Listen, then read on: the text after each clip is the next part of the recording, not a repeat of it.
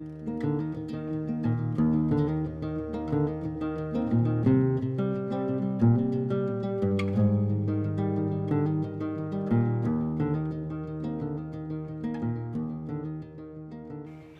and welcome to K Brothers, the oldest family winery in McLaren Vale, still in founding family hands, established by Frederick and Herbert Kay in 1890. My name is Michael Wehrs and I'm heading up sales and marketing for K Brothers. We're here in the cellar door, which reopened on 3rd of June, as we of course had to shut down for quite a while. Our cellar custodians are nowadays hosting tasting flights. You can choose 6 tasting flights if you come to our cellar door, and yeah, they're really fantastic experiences. Alongside me, I've got Duncan Kennedy, our chief winemaker, and yeah, we would like to present you with a few back vintages of Hillside Shiraz and also one of the Cuthbert. These wines have certainly matured quite some time and are perfect for drinking now. So over to you, Duncan. What is the history behind the Hillside Shiraz? Okay, hello everyone, and thanks Michael. The history of the Hillside Shiraz is we take the best parcels from what's known as it's the eastern hillside across the Amery vineyard. So the Kay family vineyard is known as the Amery vineyard, and there's a beautiful eastern facing hillside, and we're picking our best Shiraz grapes from along that hillside, and that's what we put into the bottle as the hillside. Traditionally it's hand harvested, and we have the fruit at the top of the hill, which ripens a bit earlier, so that has a lot of intensity and is very fruit driven.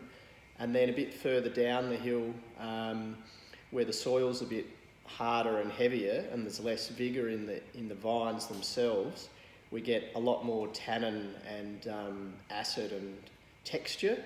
And when we blend two of the components together, we get a nice balanced wine. A beautiful Shiraz which is dark and intense, and it has these beautifully textured tannins and really nice length, and that helps it to age well, and that's why we're looking at some back vintages going back to 2013. The drinking window for the hillside, it varies a little bit between vintages. It's usually best within the first 10 years, and probably from about 3 years of age to about 10 years, depending on the particular vintage. If you look at the vintages, we will be talking about them whilst we're tasting them. If you look at McLaren Vale, and particularly the Amery Vineyard, what it's positive in terms of where it is located? Okay, well, it's a beautiful location, especially for growing red wine. The varieties that do best here are, of course, Shiraz, Grenache and Cabernet. Doesn't mean others don't work well also. We're quite elevated here. So the top of the vineyard, where we're sitting in the cellar door, is about 140 metres above sea level. And then when we get to the Cuthbert Cabernet, that's in the low point. It's down near the creek, and it's a lot lower. That's only 95 metres above sea level, which is still fairly high by McLaren Vale standards, but there's quite a drop. All of the wines we're tasting today are from the eastern slopes. So only about 4 or 5 kilometres to our west is the Gulf of St Vincent, the ocean, and also in the summer we get quite a warm northwestern sun. So these wines are facing east, so in a hot summer they're protected from that hot summer sun. And the other thing that helps protect them and nurture them if we have a warm summer is those influences from the ocean. So we get a lot of cool breezes. We've also got the Eastern Range, which is part of the Mount Lofty Ranges, and the gully winds in the summer funnel down from the range towards the ocean and keep things cool at night. So I guess the soils and the geology are the other unique thing. There's 5 different geologies on the Amery vineyard and 4 or 5 different soil types as well. So we've got lighter soils with a lot of sand at the top of the hill, and as we traverse down lower, we've got loam and then clay. That just means the vines grow differently, and we can get different flavours and different concentrations by having some vineyard blocks in different parts of the same vineyard. Well, it certainly is very unique indeed and great. In terms of the wines, they are of course still very well traditionally made.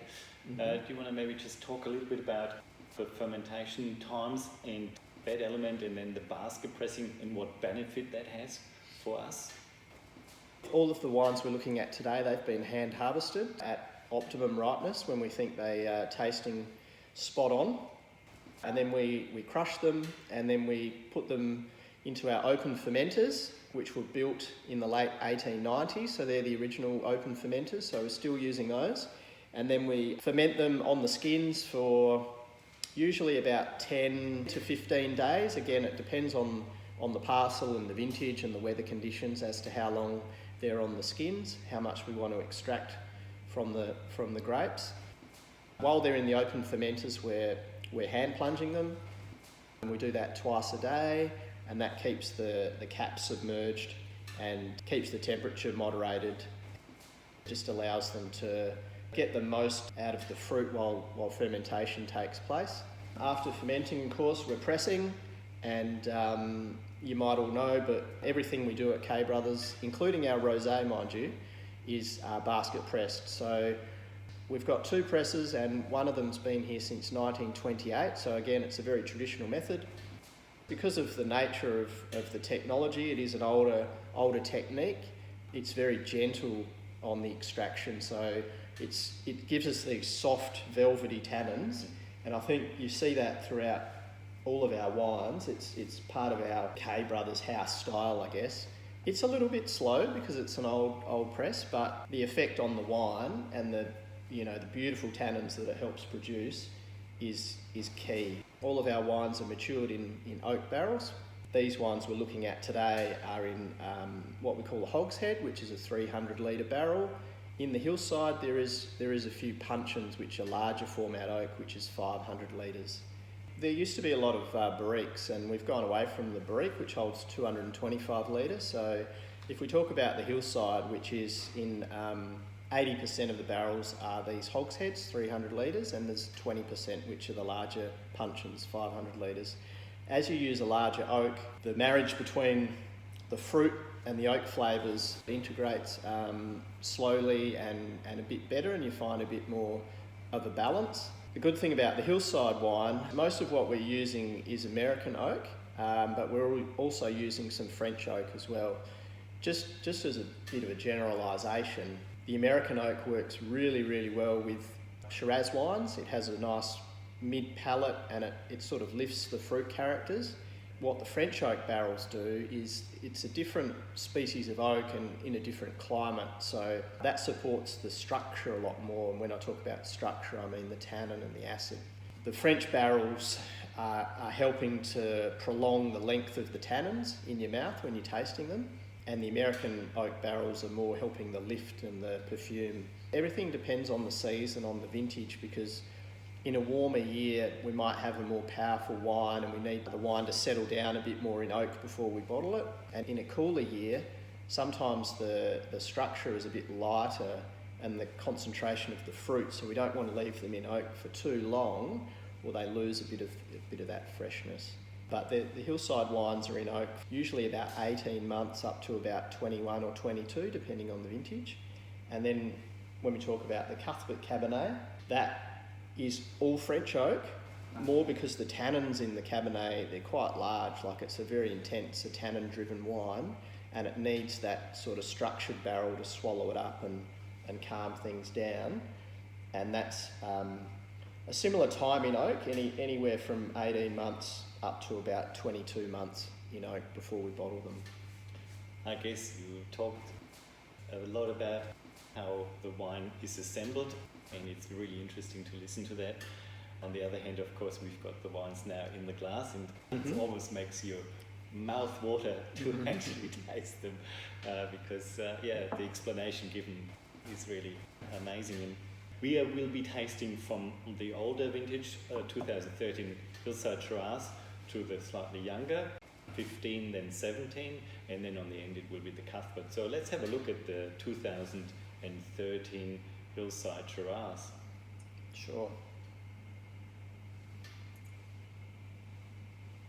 Vintage-wise, 2013 was a reasonably warm vintage. Mm-hmm. So 2013 had pretty good rainfall during winter and spring, but the summer was quite dry and fairly warm. So it's one of those years for Shiraz which is really intense and powerful, a lot of black fruits. Again, because of the basket pressing and the way we handle the fruit when it gets into the winery, it's still got soft and elegant tannins. Those warmer years, they tend to be really quite big and brutish when they're young. So it's nice to see that with 7 years of age. So it's had time for everything to settle down, and it's drinking really well. I think it'll also drink over the next 5 years if you really wanted to put a few bottles away and cellar them a bit longer. So 2013 was reviewed by James Halliday, and he called it a distillation of all things McLaren Shiraz. So beautiful sort of dark spectrum of fruit, dark chocolate as well. And yeah, it's a beautiful finessed wine. It's only 14% alcohol, so it's a little lower than we normally get. 14.5, I think, is sort of, is the average really. But this is just a little bit lower in alcohol volume than what we normally get. It's got mouth-watering tannins, really fresh still, but drinking really well. Well, let's have a look at the 15 next. The 2015, that was a year where we had very small crops because unlike 2013, the winter and the spring rainfall was very low. Vintage came on quite early in 2015 and things happened pretty quickly because the fruit, there just wasn't a lot of volume. So we had very small berries, so again we had quite concentrated wine, intense flavours, and the tannins are really quite tight because the skins were thicker because they were so small. And it does, compared to the 2013, it is a lot sort of more closed and tighter. It's opening up a bit because it's, it has had 5 years to mature. I think this one still looks quite young, and I'd be quite interested to see how it looks in 10 years. I know most people probably won't wait that long. It's a little bit different to the 13. There's a little bit more red fruit character than the darker fruits, and I think that the tannins are a bit more of that chalky. There's a bit more dryness in the tannins than there is in the 13. Some of that's vintage and some of that's because it's a couple of years older, so it's softened a little bit. But I think this wine is really going to cellar for a long time. For me, actually, there's more fruit weight to a degree to it. It just feels richer, and that's what I like about it. The tannins are grippier, it's more restrained, a little bit more powerful fruit in there in comparison to the 13 vintage. Also 95 points by James Halliday, given in the 2017 James Halliday Wine Companion. Now we're heading into actually the current vintage, the 2017 Hillside Shiraz, which has been put into the market August last year, so we've got still a little bit of it. 17 is also a very interesting story about the vintage, I feel, because the vintage was different to many others in terms of the rainfall. So 2017, we had very good rainfall in winter and spring, and then quite a bit during the early summer. With our vineyard, because we have shallow soils and not a lot of natural vigour, our vines were quite happy in 2017, and they really thrived on it and enjoyed it. We then had quite a dry, moderate final ripening period, so it was almost the perfect vintage for the Amery vineyard here in McLaren. Because it was a cooler year compared to 13 and 15, there's a little more of those floral notes, like aromatically, violets and rose petals and things like that. So there's some perfume coming coming out of the glass there.